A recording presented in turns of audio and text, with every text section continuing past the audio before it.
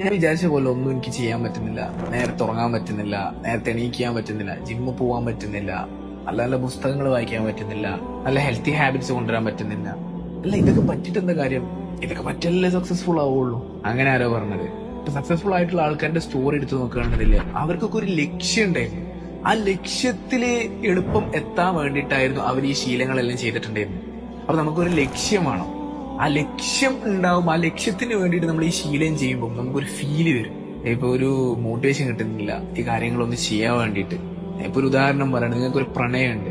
ആ പ്രണയത്തിന് വേണ്ടി നിങ്ങളെ മൂഡ്, നിങ്ങൾ മോട്ടിവേഷൻ നോക്കിയിട്ടാണോ അതിന് വേണ്ടിയിട്ട് പണിയെടുക്കുന്നത്, അതിന് വേണ്ടിയിട്ട് കാര്യങ്ങൾ ചെയ്യുന്നത്? അല്ലല്ലോ.